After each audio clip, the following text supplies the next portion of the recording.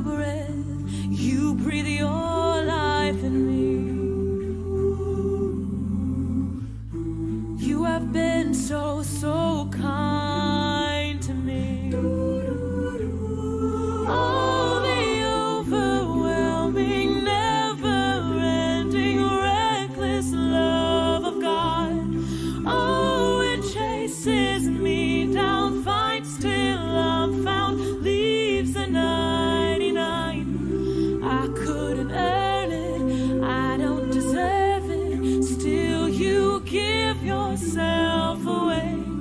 Oh, the overwhelming, never-ending, reckless love of God. Yeah.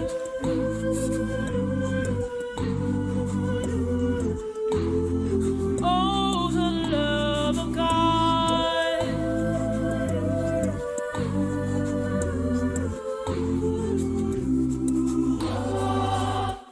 When I was your foe, still your love fought for me.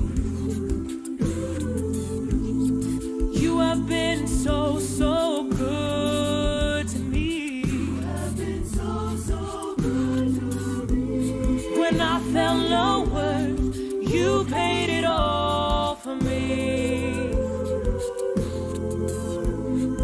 You have been so, so kind to me. Oh, the overwhelming, never-ending, reckless love of God.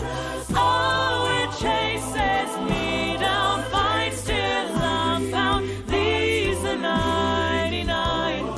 I couldn't earn it, I don't deserve it, still you give yourself away. Oh, the overwhelming, never-ending, reckless love of God. Yeah.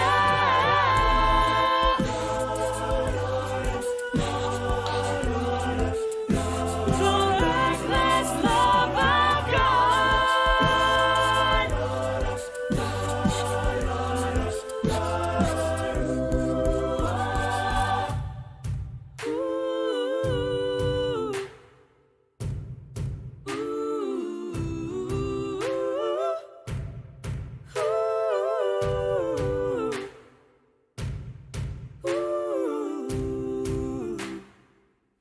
There's no shadow you won't light up, mountain you won't climb up, coming after me. There's no wall you won't kick down, lie you won't tear down, coming after me. There's no shadow you won't light up, mountain you won't climb up, coming after me. There's no wall you won't kick down, lie you won't tear down, coming after me. There's no shadow you won't light up, mountain you won't climb up, coming after me. There's no wall you won't kick down, lie you won't tear down, coming after me. There's no shadow you won't light up, mountain you won't climb up, coming after me. There's no wall you won't kick down, lie you won't tear down, coming after me. Oh, the overwhelming, never-ending, reckless love of God. Oh, it chases me down, finds till I'm found, leaves the 99. I couldn't earn it, I don't deserve it, still you give yourself away. Oh, the overwhelming, never. Good evening, Lufkin Central. My name is Jason Hollinger. I'm the preaching and community minister here. And tonight we find ourselves in the second part of a video Bible study on the book of Romans. We're going to look at chapters 5 through 16 tonight. And last night we ended with this summary of chapters 1 through 4 and about how there was more to our story. Remember Paul Harvey, the rest of the story Well, tonight, I love it how in our story, as it begins in chapter 5, this new humanity, this work which God is doing through His Spirit for His people, as we think about this, as our story continues, as we look, it goes back to the beginning of the story. How our journey in this life doesn't start in Genesis chapter 3 after the fall of humanity, but our story begins in Genesis chapter 1. We're going to watch the second half of the book of Romans right after this time in worship.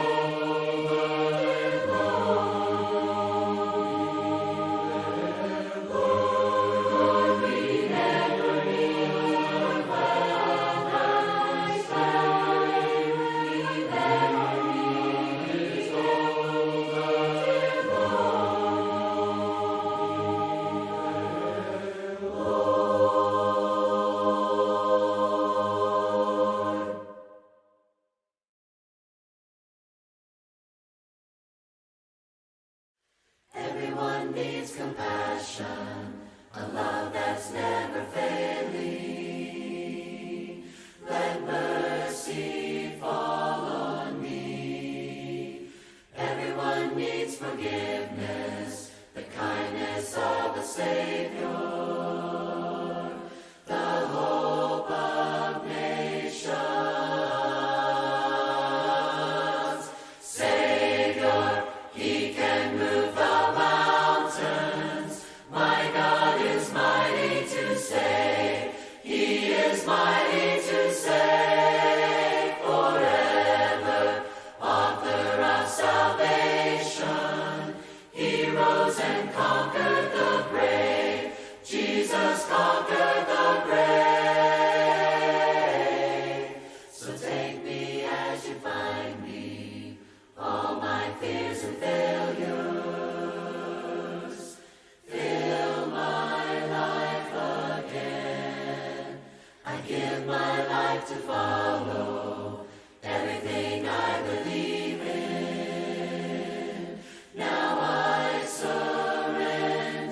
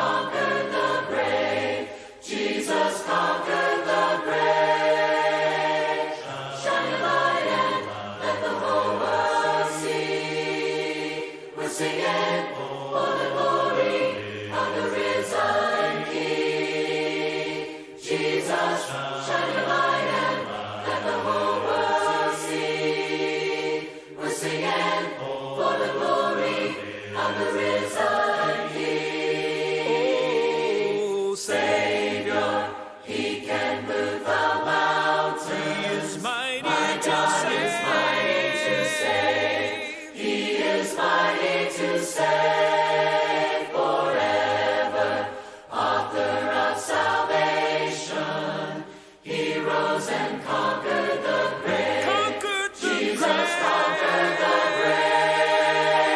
Savior, you can move the mountains. You are mighty to save. Mighty to save. Forever, author of salvation. Lord, you conquered the grave. Yes, you conquered the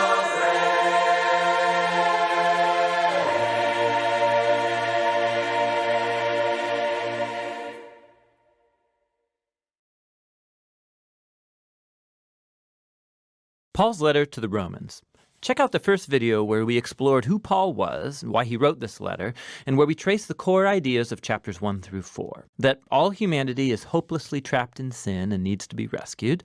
That this rescue is not going to happen by people trying to obey the laws of the Torah. Rather, God's righteous character has moved him to rescue the world through Jesus' death and resurrection so that he could create a faith-based multi-ethnic family of Abraham as his people. Now, in the remaining 3 movements of the letter to the Romans, Paul is going to develop these ideas even more. So remember, Paul's exploration of justification by faith, that when people trust Jesus' death and resurrection was for them, they're given a new status, they're right with God, they're placed in a new family, the covenant people of Abraham, and they're given a new future, the hope of a transformed life. Now Paul wants to show how this reality should reshape every part of our existence, because being in this family means being a part of a new humanity that God is creating through Jesus and the Spirit. So Paul goes back to the first human character of the biblical story, Adam. His name means humanity. And Adam, like all humanity after him, has chosen sin and selfishness. And so everyone faces God's judgment because we've become slaves to sin's influence, resulting in death. But then Paul contrasts Adam with Jesus, who he says is the new Adam, a human who lived in faithful obedience to God, shown through his act of sacrificial love. And now Jesus offers his life as a gift to others so that they can be justified before God. And so Jesus stands as the head of a new humanity that is being transformed by this gift, which leads him to chapter 6.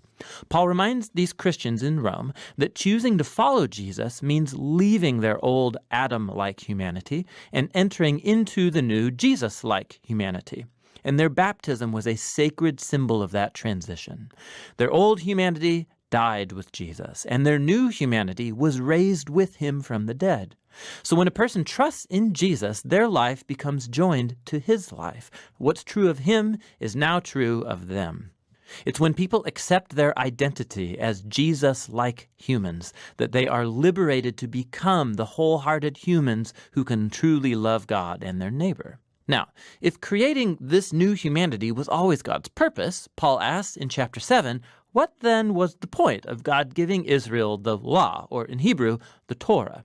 Now, side note, when Paul uses this word law, he sometimes means the storyline and message of the first 5 books of the Bible, but other times he's more specifically referring to the hundreds of commands given through Moses and that are found in the Torah. The second meaning is Paul's focus here. What was the purpose of all those commands? Paul says that the commands of the Torah were good. They showed God's will for how Israel was to live. But if you read the storyline of the Torah, Israel broke all those commands. The more laws Israel received, the more they replayed the sin of Adam and rebelled. So even when God gave his people specific moral rules to obey, that did not fix the problem of the sinful human heart. And so paradoxically, these rules made Israel even more guilty. But, Paul says, that paradox is the point. God's goal was to make it crystal clear that it's evil that's hijacked the human heart, and that the Torah, good as it is, could not do a thing about it. But Paul says in chapter 8, the solution has arrived in Jesus and the Spirit. And here's how. The commands of the Torah acted like a magnifying glass. It focused the problem of the human condition into one place, the people of Israel.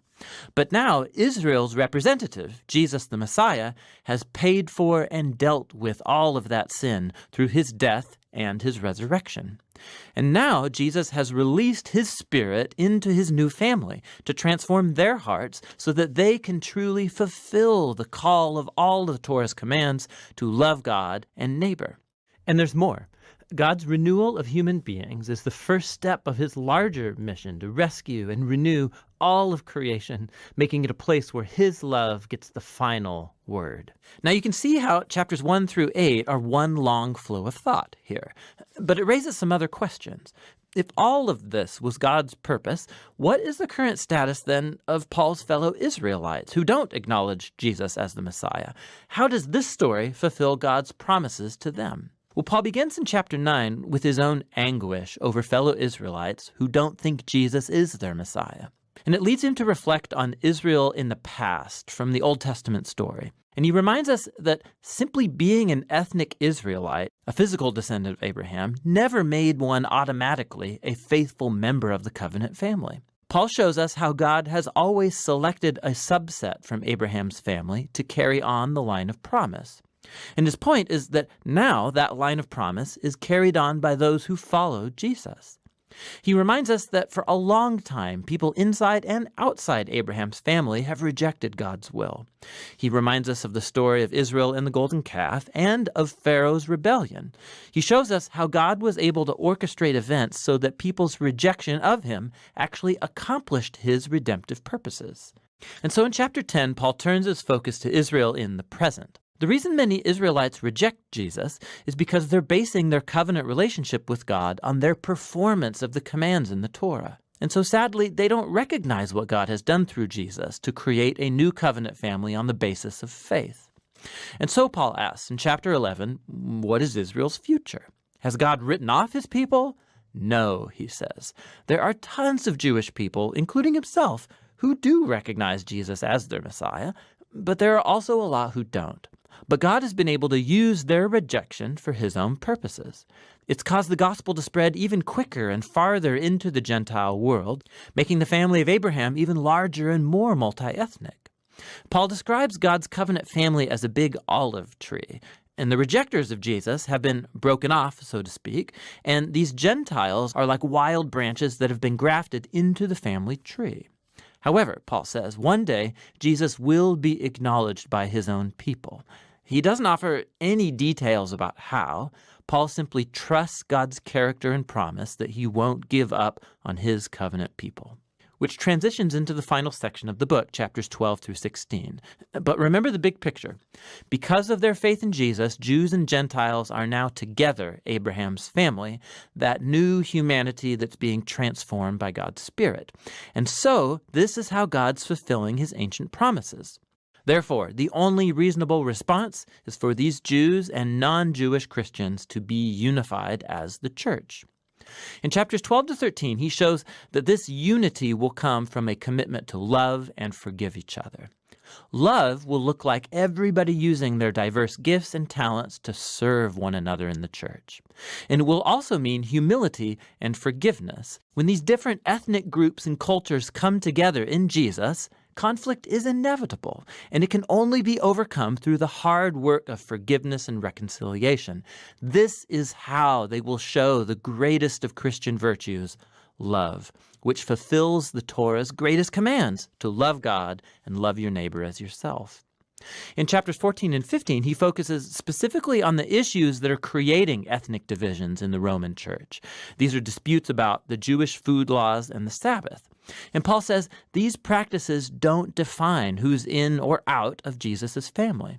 And if people differ over these culturally important but non-essential issues, they need to learn how to respect each other's differences. And it's in this way that love will heal and unify Jesus' family.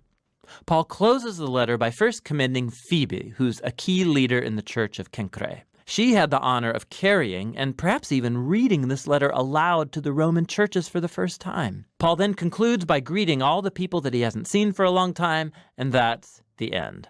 Whoa. You can see better now how all the pieces of this letter fit together and show what a profound masterpiece it truly is. That's what the letter to the Romans is all about.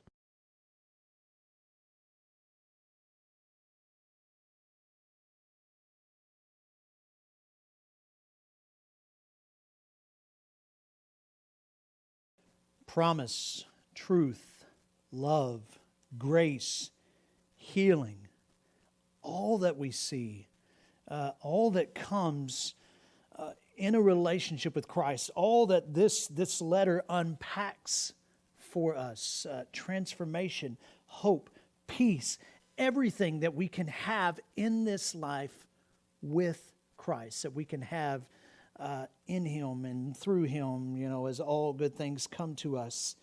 And it begins with us surrendering to Him, and it continues with us daily walking with Him.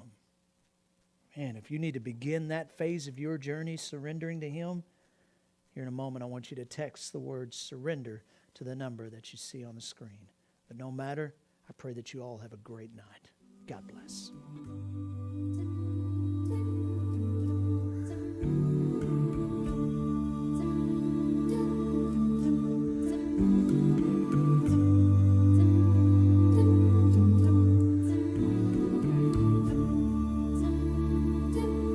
As far as the east is from the west, as far as the worst is from the best, as far as the future's from the past, as far as the first is from the last, He is holy.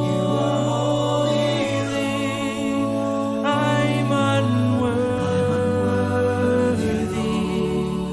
He is faithful in all of His ways. He is worthy. I'm unholy. He has taken my sins away. And oh, how far He's taken my sins away from me.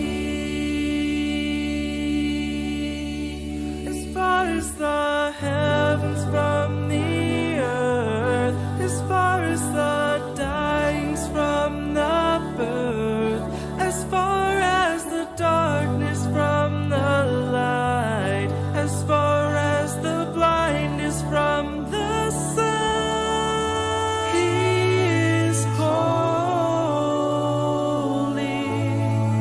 I'm unworthy. He is faithful in all of His ways. He is worthy. I'm unholy. He has taken my sins away.